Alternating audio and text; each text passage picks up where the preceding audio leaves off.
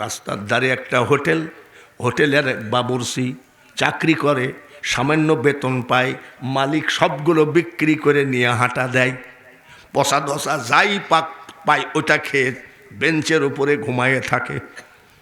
কিন্তু তার জীবনে নামাজ কাজা নাই। জোরে কলমার হাওয়া। মুরিদ হতে হবে কিন্তু নামাজ ছাড়িয়ে দিতে হবে না, আরো বেশি করে নামাজ ধরতে হবে। উনি 5 ওয়াক্ত নামাজ তাহাজ্জুদ পড়ে আর বলে মাবুদ, পীর দরকার আছে, ওলি কি আপনারা চান? মাবুদ, আমি হোটেলের মালিক হতে চাই না, আমি বাবুর্চি হয়ে মরে যেতে চাই। এমপি হব না, চেয়ারম্যান হব না, মেম্বার হব না, মন্ত্রী হব না, কিন্তু আমার একটা কথা তোমাকে রাখতে হবে, বর্তমান জামানার আল্লাহর ওলি বাহাউদ্দিন নকশবন্দ রহমতুল্লাহ আলাইহির চেহারা না দেখায় আমার মরণ করো না। কানতে কানতে 12 বছর হয়ে গেছে। কত বছর? কত বছর? যেদিন 12 বছর হয়ে গেল, আসরের নামাজ পড়ে যাই নামাজে ওই বাবুর্চি কানতেছে, মাবুদ, সোনা দানা টাকা পয়সা চায় নাই, বাদশা নবাব সম্রাট হতে চায় নাই, আমি চাইছি শুধু বাহাউদ্দিন নকশবন্দ রহমতুল্লাহ আলাইহিকে দেখাও।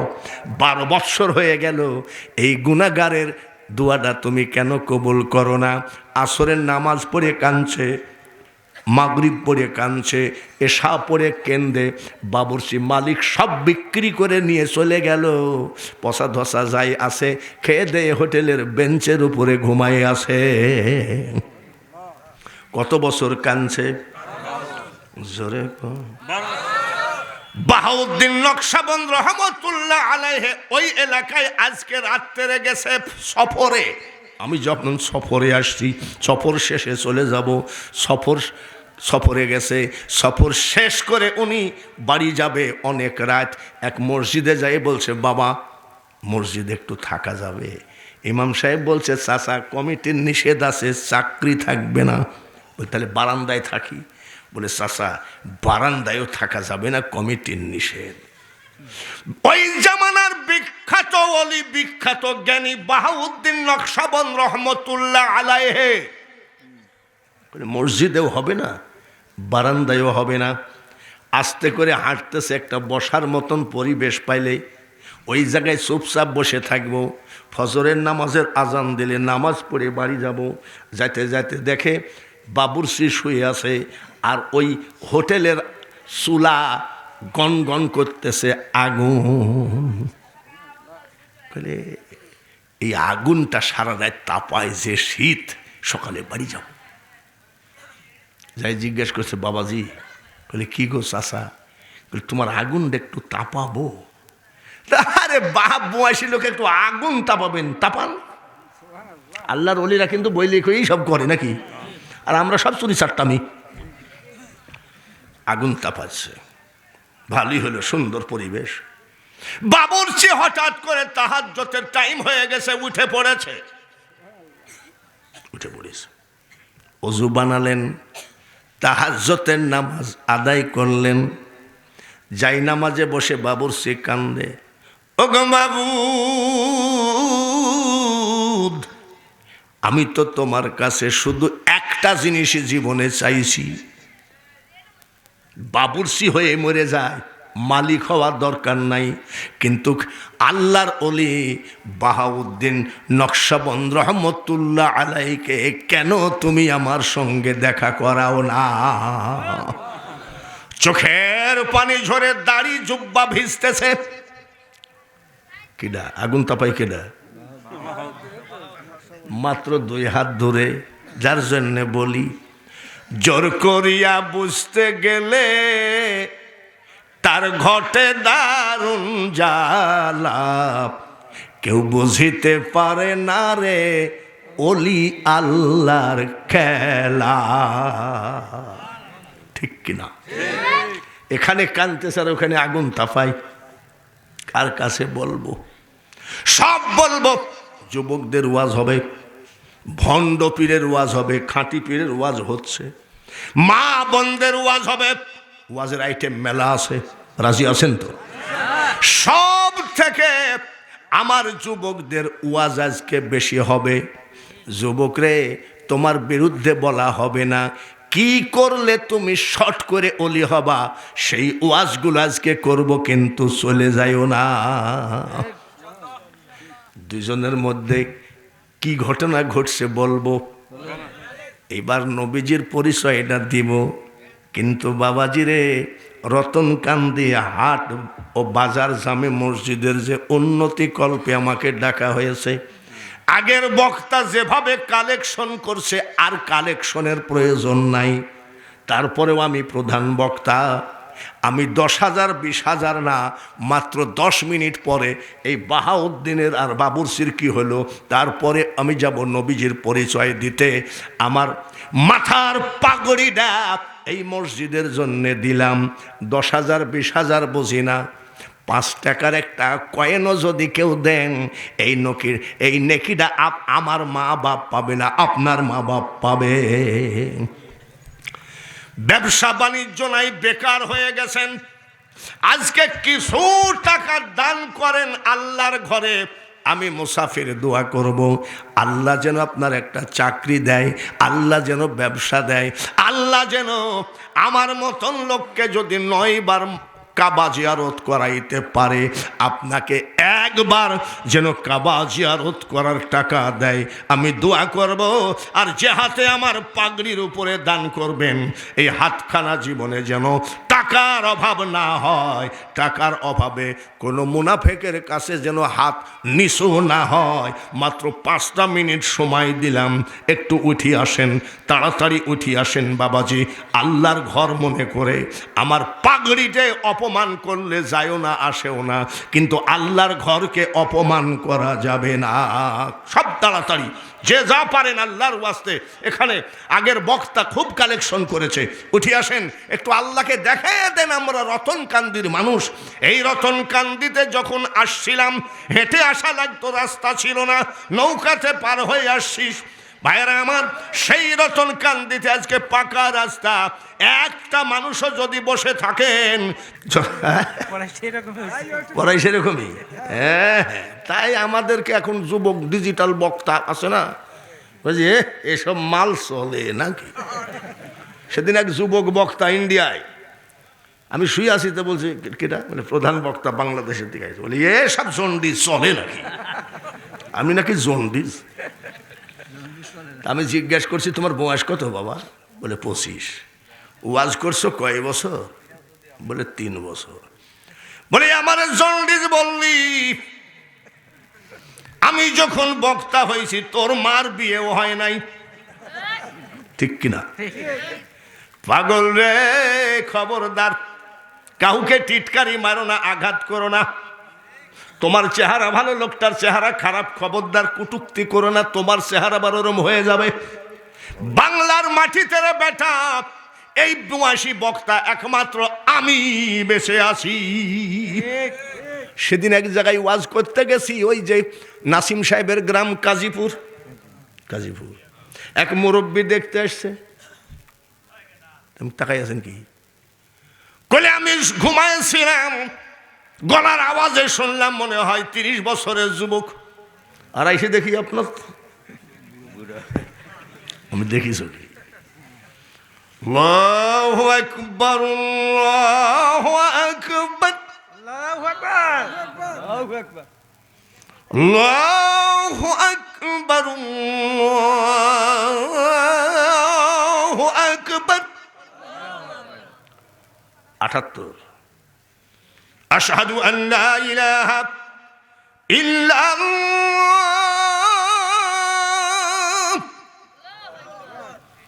আশহাদু আল্লা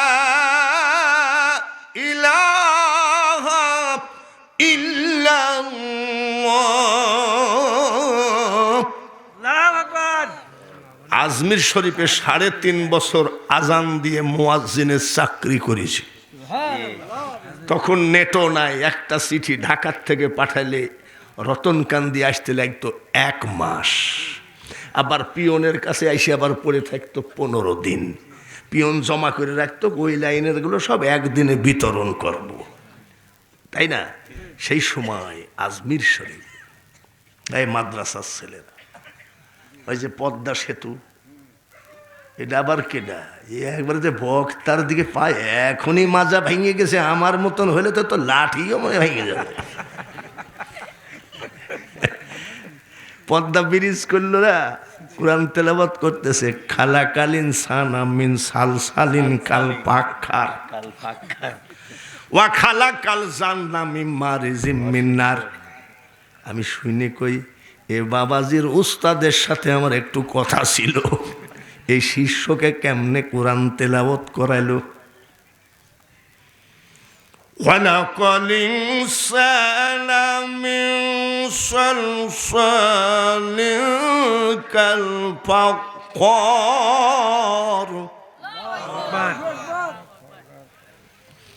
ওয়া খালাকাল জান্না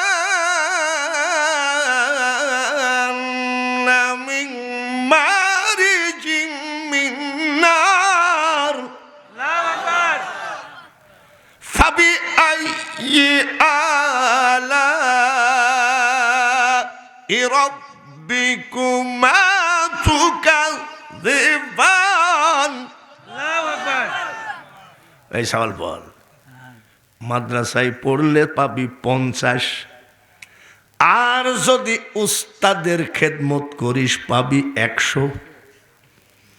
আমরা মাদ্রাসায় পড়েছি, উস্তাদের জামা ময়লা হতে দেই নাই, পরিষ্কার করে ধুয়ে ইস্ত্রি করে উস্তাদের বালিশের তলে রেখেছি। উস্তাদ গায়ে দিয়ে মুস্কি হাসছে, ওটাই হলো দোয়া। ওটা কি? পরে বলছি, আমি আবার সেই জায়গায় চলে যাব। বাহাউদ্দিন নকশবন্দ রহমতুল্লাহ আলাইহে, জোরে বলেন ঠিক কিনা? এত সুন্দর করে বুড়া বুয়াসে আজানটা দিলাম, এত সুন্দর করে কোরআন শরীফের টান্ডা দিলাম, একটা মন ধান কেন দিবেন না? চিন্তা করছে বাবাজি, 14 মন হয়ে গেছে, আর একটা মন দেখি কার কপালে আছে। ভাইরা রে, আল্লাহর ঘরকে একটা মন ধান দিতে এত কষ্ট কেন? রাউতারার বান যদি ভেঙ্গে যায় বন্যার সময় 1 কেজি ধান ঘরে আসবে না। সেই বাঁধকে আল্লাহ ঠেকায়, পোকা মাকুড়কে আল্লাহ ঠেকায়। সেই আল্লাহর পাহারা দেওয়া ধানগুলো নিয়ে ঘর ভর্তি করেন। সেই আল্লাহর ঘরে একটা মন।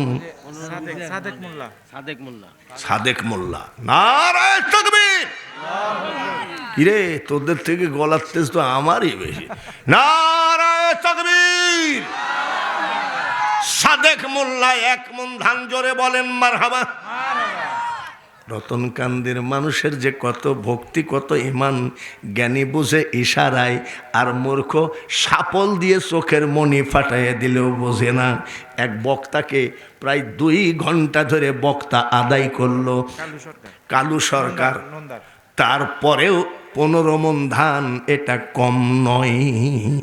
জোরে বলেন ঠিক কিনা? আরো জোরে বলেন ঠিক কিনা? দয়ার নবী তোমার দরবারে এই আসামি আমরা হাজির হয়েছি, দাঁড়িয়ে তোমার দুয়ারে। মারহাবা। দাঁড়িয়ে তোমার দুয়ারে মিনতি করো জোরে, এই আসামি আমরা স্বীকার করেছি। দয়ার নবী তোমার দরবারে এই আসামি আমরা। আহা, হাতে পারা, হাতে কড়া, পায়ে বেড়ি। এটা মদিনায় যাই আমি কাঁদছিলাম। হাতে কড়া, পায়ে বেড়ি, এই আসামি ফেরওয়ারি।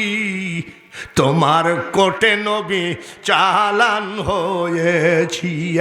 যুবক ছেলেরা আয় আয় আয়, আমার নবীর পাগল হয়ে যারে। আমার নবীর পাগল যদি হোস, আতিউল্লাহ ওয়া আতিউর রাসূল উলিল আমর। আল্লাহ বলেছেন, জোরে বলেন ঠিক কিনা? ইন্নাল্লাযীনা ইউবাইউনাকা ইন্নামা ইউবাইউনাল্লাহ ইয়াদুল্লাহ ফাওকা আইদিহিম। এই দেশের মোল্লা বলতেছে মোহাম্মদ যা আমিও তা, আর আল্লাহ বলেন আমার হাবিবের হাতে হাত দিয়ে যে বায়াত হয় সেজন্য বিশ্বাস করে ওই হাতের উপরে আমি আল্লাহর হাত। মা রমাইতা ইজ রমাইতা ওয়ালাকিন্নাল্লাহ রমা। আল্লাহ তাআলা বলেন আমার হাবিবের হাতে পাথর মারে নাই, আমি আল্লাহর হাতে মেরেছি। কুরআনের আয়াত। নবীজি বসে আছেন, 2 রানের উপরে হাসান আর হুসাইন, সুবহানাল্লাহ। কোলের উপরে বসলেন মা ফাতিমা, বাবার কোলের উপরে মেয়েরা বসলে অসুবিধা আছে? এবার হযরত আলী এসে বসলেন ফাতিমার কোলের উপরে, স্বামী স্ত্রীর কোলের উপরে স্বামী বসলে অসুবিধা কি? তাহলে কয়জন হইল? নবীকে দিয়ে কয়জন? চাদর দিয়ে ঘিরে নিলেন। আমার আল্লাহ তাআলা বলেন ইন্নামা, কুরআনের আয়াত, ইউরিদুল্লাহু লিইউযহিবা আনকুমুর রিজসা আহলি বাইতি ওয়া ইউতাহহিরুকুম তাতহীরা। আল্লাহ তাআলা বলেন আমার হাবিবের ফ্যামিলিকে আমি পবিত্র বানায় দিতে চাই। যার জন্য 5 জনকে আমরা বলি পাক, এটাও বলার জন্য কোরআনের কথা, এটাও বললে কয় ওরা পাক পাঞ্জাতনের লোক। কি আর বলবো বাবা। আমাকে, আমার দেশে কিছু খারিজির দল আছে, আমাকে দেখলে কয় আসসালামু আলাইকুম ওয়া রাহমাতুল্লাহ। ভাব ভালো, মনে হয় কেবল সৌদি আরব থেকে আসলো আর কি। আমি ওয়া আলাইকুম আসসালাম ওয়া রাহমাতুল্লাহ, হুজুর ভালো আছেন? আমি হ্যাঁ আলহামদুলিল্লাহ। কিছু দূর যাই বলবে বেদাতি মাওলানা গেল। কি মাওলানা? বেদাতি মানে কি? আমরা দুরূদ পড়ি, নবীকে সালাম দিই, এটা বেদাতি, ঠিক কিনা? আর ওদের দাঁত আছে, আর আমাদের বেদাত, আমাদের দাঁত নেই। চিৎকার করে কান্দে মাবুদ, 12 বৎসর হয়ে গেল আল্লাহর ওলি বাহাউদ্দিনের চেহারাটা দেখাইলা না। দেখো কি ওয়াজে আসি না, 1 লাখ টাকা নিয়ে যায়, এখান থেকে এক কথা ওখান থেকে এক কথা বলে তুই ঝাড়ি দৌড় মারে যে আগে মাল নিয়ে নাই, আগেই মাল নিয়ে নাই বিকাশ। আর দেখো পাইছো এক সস্তা বক্তা, এত ঘন্টা ওয়াজ করে এই বয়সে। আবার বক্তারা চাই কি বলবে জানেন? 10টার আগে না দিলে আমি তো কিন্তু চলে যাব। টাকা আগে নেওয়া হয়ে গেছে যে, কমিটি চিন্তা করছে যদি চলে যায় তো টাকাটা সবই মারবে, আগেই মারি নিয়েছে যে। এই হলো, ঠিক কিনা? ভালো করে শোনো, এই শোনো, কান্নাকাটি করে যাই নামাজ উঠাইছে। বাহাউদ্দিন নকশবন্দ রহমতুল্লাহ বলছে শোনো, কি তুমি কাঁদছো কেন? খট করে পা জড়ে ধরছে। চাচা, ও চাচা দেখি পাশার বলে, দেখেন আপনাকে আগুন তাপাতে দিয়েছি, আরামে রাতটা কাটাইলেন, আমি তো নিষেধ করি নাই। আপনি বাপ বয়সী লোক, আপনার পা আমি ছাড়বো না, আপনি দোয়া করেন আমি যেন বাহাউদ্দিন নকশবন্দ রহমতুল্লাহের চেহারাটা দেখি। পা ধরে আছে কার? যার জন্য বাঙালি হুজুরের ওয়াজের মধ্যে বলে, জোর করিয়া বুঝতে গেলে তার ঘটে দারুণ জ্বালা, কেউ বুঝিতে পারে না রে ওলি আল্লাহর খেলা। বসো, পা ছাড়ো। না দোয়া করবেন কিনা বলেন, পা ছাড়, ছাড়িয়েছে। কি জন্যে দেখবা? বলেন চাচা বর্তমান জামানায় ওনার মতো অলি কেউ নাই। চাচা বর্তমান জামানায় ওনার মতো জ্ঞানী কেউ নাই, এই জন্য ওনাকে দেখব। লালনের দল কি কয় জানেন? বেদে নাই যার রূপরেখা, পাবে সামান্য কি তার দেখা। এত কষ্ট কত বছর গেল? আইরে বেটা তোর সাধন ভজনের গাছে ফল ধরেছে। আমি বাহাউদ্দিন নকশবন্দ রহমতুল্লাহ আলাইহি আজকে মাহফিল শেষ করে বাড়ি যাবেন, শোয়ার সময় হযরত বাকিবিল্লাহ রহমতুল্লাহ আলাইহি সার্চ দেবেন, দেখবেন চলে আসবে। আমি ওনার মাজার জিয়ারত করেছি দিল্লি শহরে, কুতুবউদ্দিন বখতিয়ার কাকি দিল্লি শহরে, পানিপথে, বোয়ালিশা, কলন্দরে সব মাজার জিয়ারত করছি আমি, সপরিবারে জিয়ারত করেছি। ভাইয়ারে আমার, এই বাকিবিল্লাহ রহমতুল্লাহ একজন মুরিদ 12 বৎসর। কত বছর? কত বছর? হঠাৎ করে বলছে হুজুর একটা কথা বলবো। বলে কি? আপনার কাছে যে 12 বছর মুরিদ হয়েছি, 12 বছর যে মুরিদ হয়েছি, তা আপনি তো আমাকে মারিফত কিছু বললেন না। তো সে এখন তো আর টাইম নাই। বলে কেন? আগামীকালকে মারা যাব। সুবহানাল্লাহ কোন বলি কি বলছে দেখেন, আগামীকাল মারা যাব। ওদের মরা কি? ওয়ালা তাকুলু লিমান ইউকালু ফি সাবিলিল্লাহি আমওয়াত বাল আহইয়াউ ওয়ালাকিন লা তাশউরুন। ওদের মরণটা আল্লাহ বলছে তোমরা মরেনি, ওরা জীবিত, কিন্তু তোমরা উপলব্ধি করতে পারো না। বলে 12 বছর মুরিদ হয়েছে, আপনি মারিফতের কথা কন না কেন? বাকিবিল্লাহ রহমতুল্লাহ বলছে এখন তো সময় নাই। বলে কেন? আমি আগামীকাল মারা যাব, পরশুদিন আমার জানাজা হবে। কবে? জোরে কোন? পরশুদিন জানাজা হবে। জানাজার মানুষ যখন লাইনে দাঁড়াবে রে, ঘোড়ায় চড়ে বোরখা পরা একটা লোক আসবে। এই লোকটা এসে আমার জানাজার ইমামতি করবে। আমার জানাজার ইমামতি করে যখন লোকটা চলে যাবে, ঘোড়ায় চড়বে, তখন তুই জোড়হাত করে বলবে, হুজুর আপনি যার জানাজা করলেন এই বাকিবিল্লাহর আমি 12 বৎসর মুরিদ। মারিফতের কথা বললাম, উনি বলল না। ওই বুরখালা আমার যে জানাজার ইমামতি করবে তার কাছে জেনে নিস। কবে? বলে পরশুদিন। কাল মরবো। বলে হুজুর মরবেন তো? মানে ও চাচ্ছে যে মারিফত দেখবো, পীর মরে যাই যাক। হ্যাঁ মরবো। ঠিক আছে, সত্যিকারই মারা গেছে। সুবহানাল্লাহ। ওলিরা বুঝে কিনা? ওলিরা বুঝে কি বুঝে না? সত্যিকারই মারা গেছে। পরের দিন জানাজা, লাইন দাঁড়ায় গেছে, বারবার তাকায় আছে কোন সময় ঘোড়ায় চড়া লোকটা হাজির হবে। বোরখা পরে লোকটা সে জানাজা ইমামতি করলেন, ইমামতি করে কেবল ঘোড়ায় চড়ে চলে যাবে। এইবার ওই লোকটা সে দাঁড়াইছে, বলে হুজুর একটু দাঁড়ান। বলে কেন? আপনি যার জানাজা করলেন 12 বছর ওনার পিছে পিছে ঘুরছি আমি, ওনার মুরিদ। কত বছর?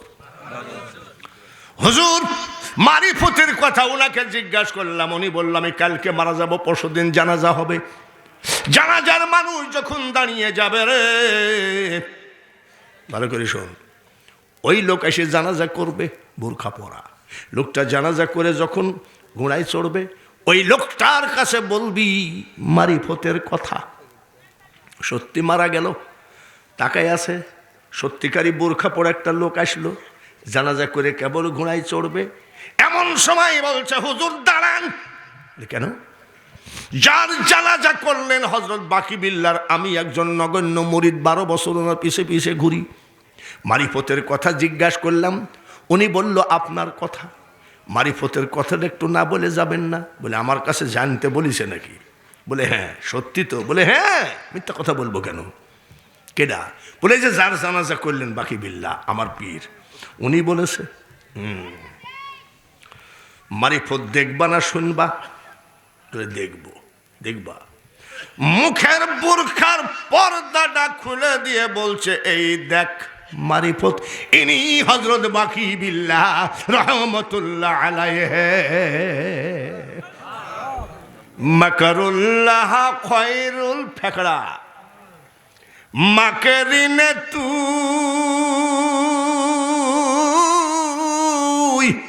ও মাওলা তুই।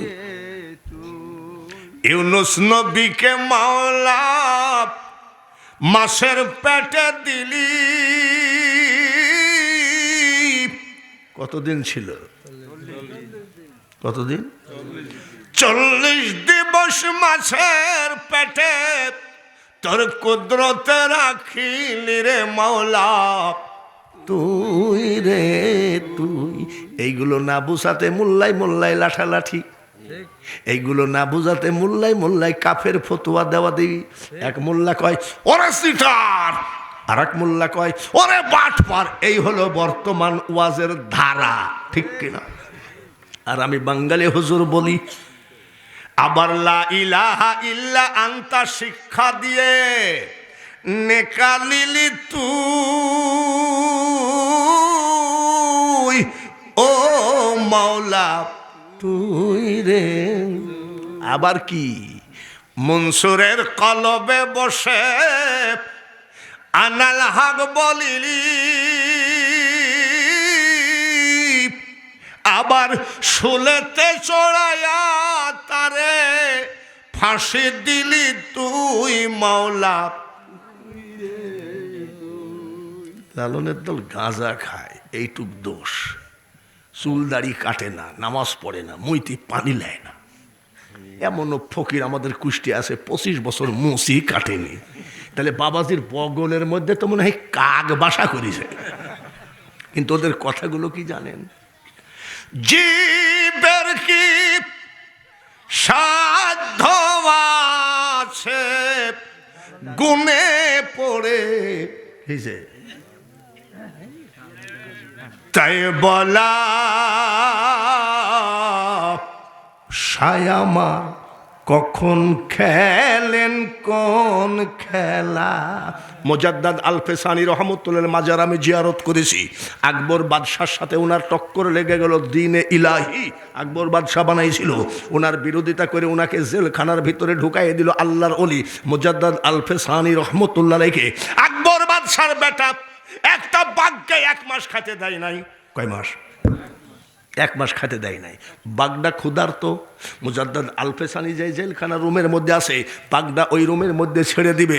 যেহেতু বাঘটা ক্ষুধার্ত, একেবারে খেয়ে ফেলবে, তাহলে আর আমাদের সরকারের নামে কোনো মামলা মোকদ্দমা হতে পারবে না। বাঘে খেয়ে ফেলাইছে। 1 মাসের ক্ষুধার্ত বাঘ মুজাদ্দাদ আলফেসানির জেলখানার মধ্যে ঢুকাইয়ে দিল। বাঘ যাই চুপ চুপ করে বসে আছে। আর উনি কি করছে? উনি কি গাঁজা খাচ্ছে? উনি একবারে বাঘ তাকায় আছে। সুবহানাল্লাহ, জোরে কোন মারহাবা। আলা ইন্না আউলিয়া আল্লাহি লা খাউফুন আলাইহিম ওয়ালা হুম ইয়াহজানুন। আল্লাহ বলে তুমি যতই ফতোয়া দাও ওলি আল্লাহদের বিরুদ্ধে, ওলি আল্লাহদের কোনো ভয় নাই, টেনশন নাই, আমি আল্লাহ তাদের জন্য যথেষ্ট। বাঘ ঢুকাইয়ে দিয়েছে। 1 মাসের ক্ষুধার্ত বাঘ তাকে আসলে উনি তসবিহ বলে কামড়াচ্ছে না। যখন নামাজটা পড়েই নেই, নামাজে দাঁড়াইছে। সুবহানাল্লাহ, পাগল নাকি? আমি যতই লেকচার মারি, যদি নামাজে দেখি যাই নামাজের ওইখানে একটা চিকন সাপ যাই ঘুরতেছে, হ্যাঁ ঝেড়ে মারবো দৌড়। পাগল। বিশাল এক লোক বলছে তুমি গোরস্থানে যাও না? বলে গোরস্থানে গেলে আমার খুব ভয় লাগে। কেন? বলে গোরস্থানে আমি জীবনে মার কবরের কাছে যাই, জিয়ারত করিলাম। কেন? বলে দিলাম আসসালামু আলাইকুম ইয়া আহলাল কুবুর। কেউ যদি বলে ফেলে কেবা আসিস, চিন্তা করে বাবার এই ছেলেটা খুব হাসছে, যাক আলহামদুলিল্লাহ বুঝতে পারিছে। আর উনি নামাজ পড়ছে, বাগদা তাকাই আছে। আমার আল্লাহ বলে বাগরে মুজাদ্দাদ আলফেসানি আমার বন্ধু মানুষ, খবরদার কামড়ানো তো দূরের কথা, তোর আঙ্গুলের আসুর যদি আমার বন্ধুর গায়ে দেখি রে, দেখবি তোকে কত সাজা আমি দেই। পৃথিবীতে এমন সাজা কাউকে দিই নাই যে সাজা আমি তোকে দেব। নামাজ পড়ে বসে বসে কিরে তোকে 1 মাস ক্ষুধার্ত রাখছে, ব্যাপারটা কি তোর? কামড়াইস নি কেন? কামড়াইস নি কেন? কামড়া। আহা, চোখের পানি ছড়াই দিয়ে কয় গুরু আমারে কি রাখবেন করে, চরণ দাসী। আলাউলিয়া লায়ামুতু হাদিসে লিখন, আউলিয়ারা রহে জিন্দা নাই তাদের মরণ। পীরগিরি করো। আমি বড় বড় পীর আমার সামনে বসা থাকে, আমি ওয়াজ করি। আমি এত সস্তা নয়। আলহাজ মানে হজ করেছে, জোরে বলেন ঠিক কিনা? পীরে কামেল, পীরে কামেল এটা তুমি কদ্দুর কামেল তোমার জানে কেডা? অত প্রকাশ করার কি দরকার? ইব্রাহিম আদহাম বলকি রহমতুল্লাহ 36 বছর পীরের দরবারের খেদমত করলো, অলি হয়ে গেল। সুবহানাল্লাহ। কি হয়ে গেল? অলি হয়ে গেল। এবার চিন্তা করতেছে আমি হজটা করে ফেলাই, মক্কা মদিনা জিয়ারত করে ওই জায়গায় বসে চিন্তা করতেছে আমার নবী ইমামতি করেছে কোন জায়গায়? বাইতুল আকসায়। আমি এইখান থেকে হাঁটতে হাঁটতে যাব, উনি নিয়াত করতেছে 36 বছর পীরের গুঁতা তো খাইলামই, হজ মক্কা মদিনা তো জিয়ারত করলাম, তো এবার হাঁটতে হাঁটতে যাব ফিলিস্তিন মসজিদে বাইতুল আকসায়, আমি 1 মাস ওখানে ইবাদত করব, কিন্তু একটা খেজুর খাই সেহরি করব আর আরেকটা খেজুর খাই ইফতারি করব, এইভাবে যাব। 2টা খেজুর খাই রোজা করা কি সাইডখানি ব্যাপার? জোরে কর নাকি পারবেন? আপনি পারবেন? হ্যাঁ, 1 গাদি সেহরি খাওয়ার পরেও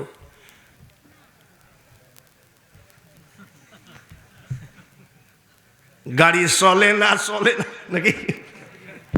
চলে না। ইফতারি সামনে দিয়েছে, কয়টা বাজে রে দেখতো, তোর ঘড়ি দেখ না তুই।